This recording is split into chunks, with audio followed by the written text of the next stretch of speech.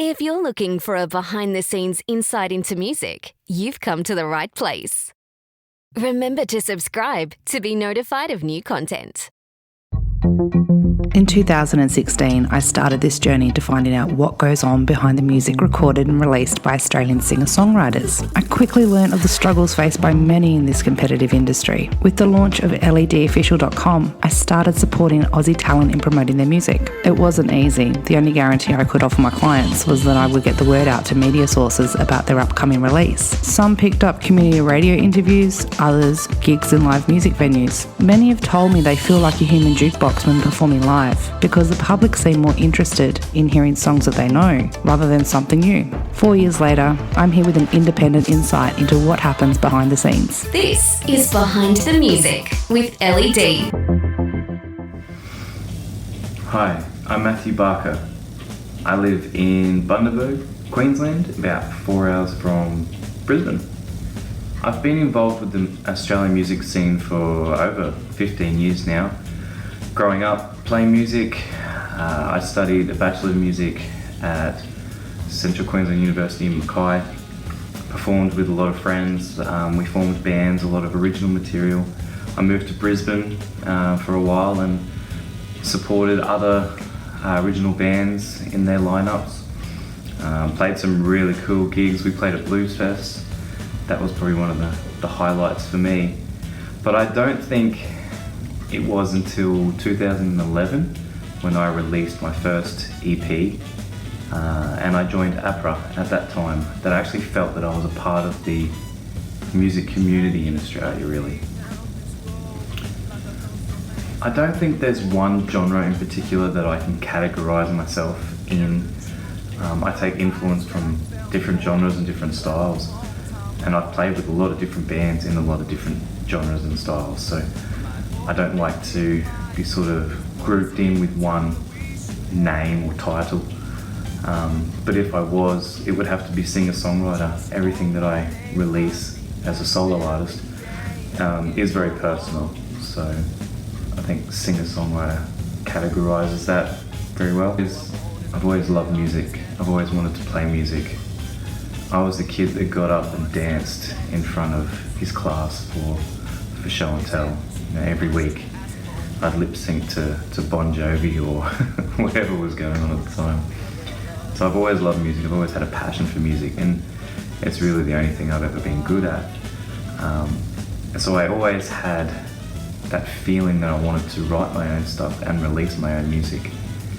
But it was never about reaching for stardom or climbing the charts or selling out stadiums or anything like that. That was never my goal. My goal for me is just to share my love of music, and hopefully people like it. That was all. And I'd always wanted to release my own music, and I worked really hard on releasing my first EP. It was, I recorded it all myself. I played almost every instrument. I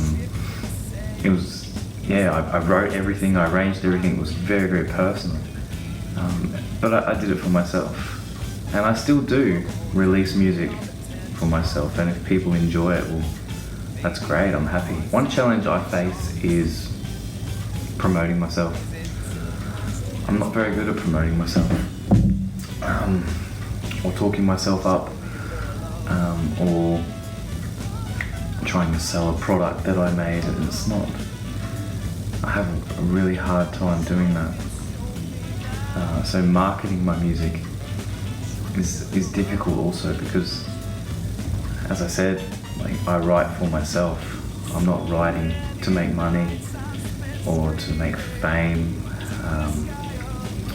I'm doing it for myself because it's what I love to do. It's a passion. And I found that if you try and force something, you know, it's not natural and it doesn't have that connectedness. Marketing has been very difficult for me. It's one topic I don't like to talk about. Yes, I have Facebook and I have Instagram, but I don't use them very often. I'm not one of those people that can post 13 times a day to keep up some sort of social presence or whatever. It's just, it comes back to that natural feeling. That's one thing that really annoys me too, is when I'm applying for festivals or even gigs, pub gigs, venue gigs, is instead of listening to the music, the promoters or booking agents or whoever, they tend to go straight to your social platforms and view how many likes you've got. It seems that we live in a world now where it's not about the music, it's about, how many followers you have, and that just really, I don't know, it doesn't sit well for me. I don't know. Like, I should probably do more. I really should, but I don't want to seem fake, and I don't want to seem egotistical, or vain, or anything like that. It's got to be natural. I'd rather have the 2,000 followers or whatever it is that I have now, that have found my music naturally and enjoy it and want to listen, than have 15,000 likes and half of them have been bought or, pressured into pressing a button on the internet. It's just, I don't know, it really annoys me. There's so much great Australian music out there, especially in rural towns like where I'm from in Bundaberg.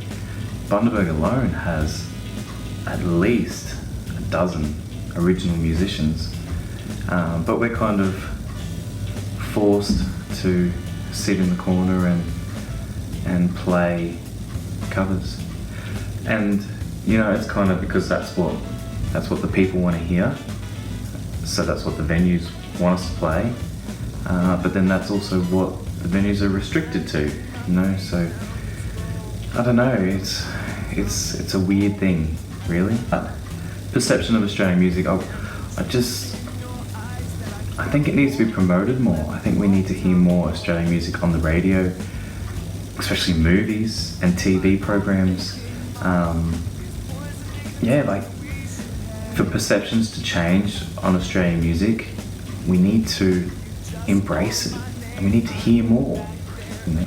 There's so much good independent Australian music out there, especially in rural towns like Bundaberg. So I think it's very important for Australians and music lovers to go and find that original music and help to promote it, help to push it, help to get the songs heard. There's nothing better for me as an independent singer-songwriter living in a small country town is when these big travelling acts come through, because they always get a support act, which is in most cases a local performer. I've supported Bob Evans, Ash Grunwald, James Blundell, Busby Marou, all these acts as they've passed through. We get to open for them, and it's great. So make sure you go to these shows, make sure you support the support artists, buy their merch, share it, spread it out. That's really important. Want more? Check out the Behind the Music with LED podcast, available on Spotify and Apple Podcasts.